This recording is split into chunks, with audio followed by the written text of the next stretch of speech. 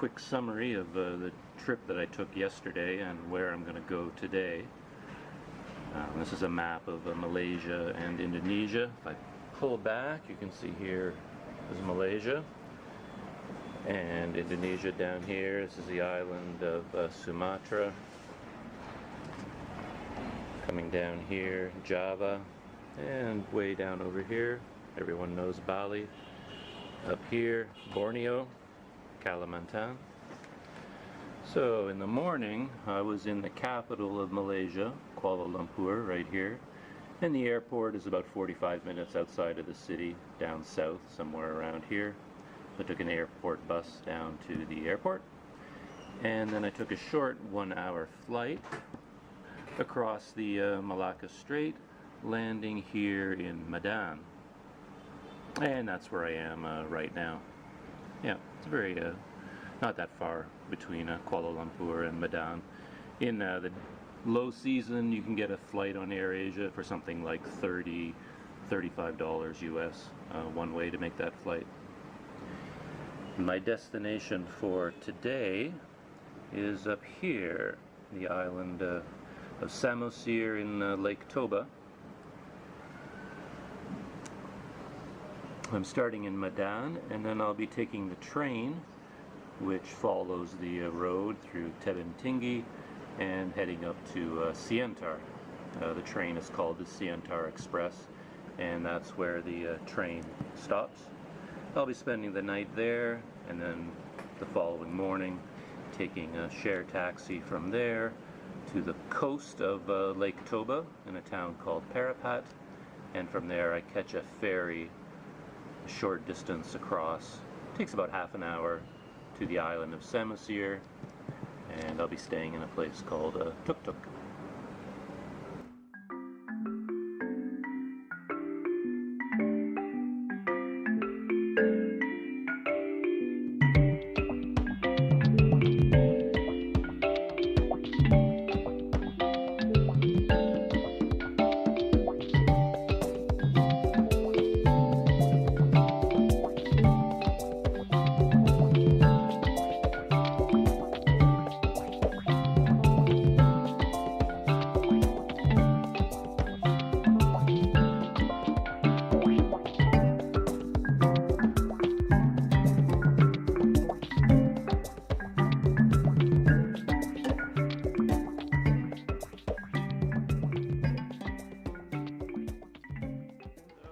At the train station, catching the Siantar Express. There's the sign for it. And I think I'm in car number 3. There's my ticket. Seat 15D. We'll take a look. So I'm on board the Siantar Express. I've taken this train before, and it's fine. It's an economy class train, but it is air conditioned, which really surprises me. The one weird thing about it is that all the seats are like benches that face each other. So there'd be like 4 people sitting in a tight room, and there really isn't enough room for your knees. So you really have to be good friends with the people you're sitting with. And this is what the bathroom looks like on this type of train. I think the trip is about 4 hours to get to Siantar, so we'll arrive there at about 6 o'clock.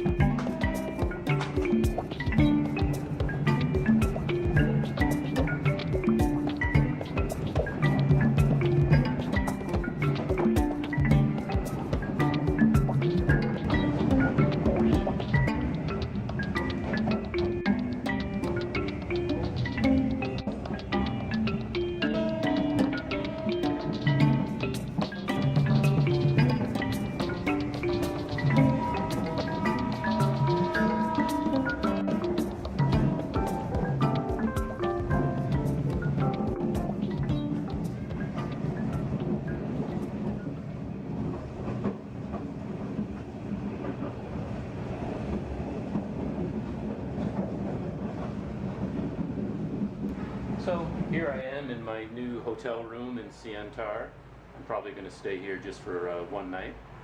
It's called the Tamaria Losman, and either tomorrow morning or the next day I'm going to take a shared taxi up to Lake Toba. Anyway, this is my room. Let's see. It's quite a large room for me. It's actually a big double bed or queen size bed.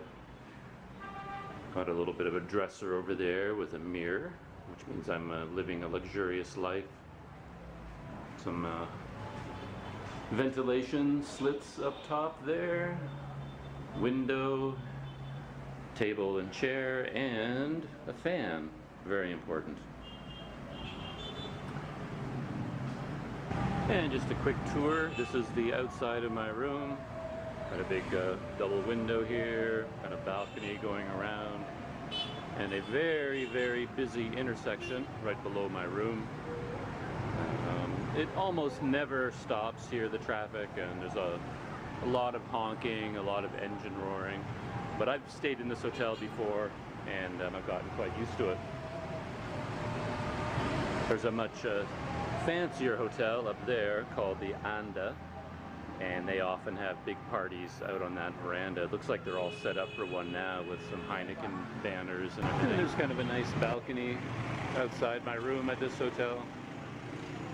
I don't generally sit out there because just too much traffic noise, I guess, but quite often people sit out here with food. They buy food at these little restaurants and they bring them up here to eat them.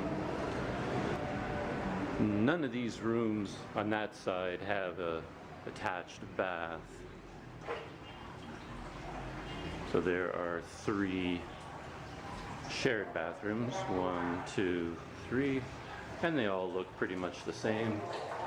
A huge tank of water for taking your shower and flushing the toilet, and your toilet.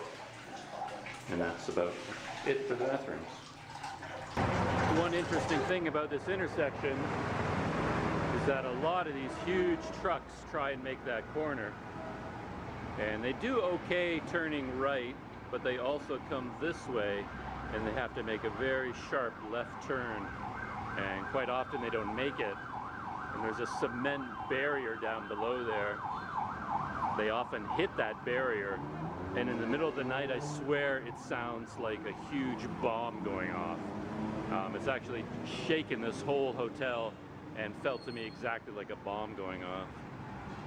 There's a medium-sized truck trying to make that corner. He shouldn't have any trouble. But you can imagine one of those big trucks with a container on the back, they have a heck of a time doing that.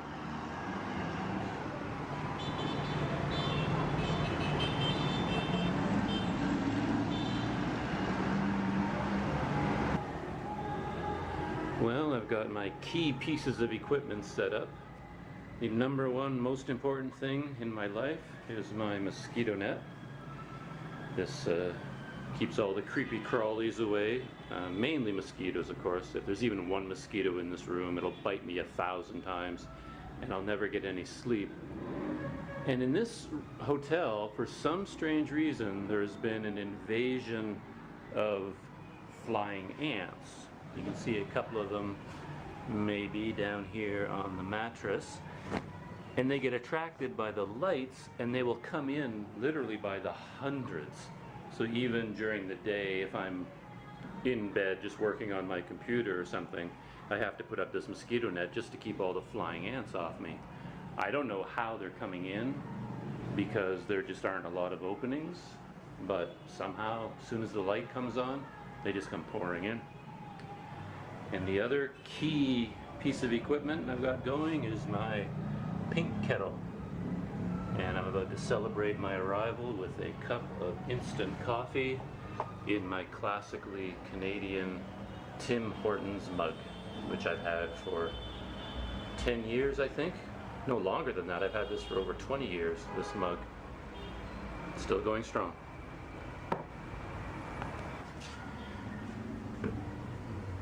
I forgot about the third most important item that I travel with, and here it is down here, my very own power bar with extension cord, which comes in really handy, partially because all of my appliances have the North American plugs. So my power bar has a North American plug. And quite often in these rooms, you only have one outlet, and it's always far away from the bed and even further away from the table. So you can't plug in your computer or anything like that and still work on it. So I run the extension cord down here to the power bar and then up to my computer. It's a little bit more weight to carry around, but I find it's really important. I love it.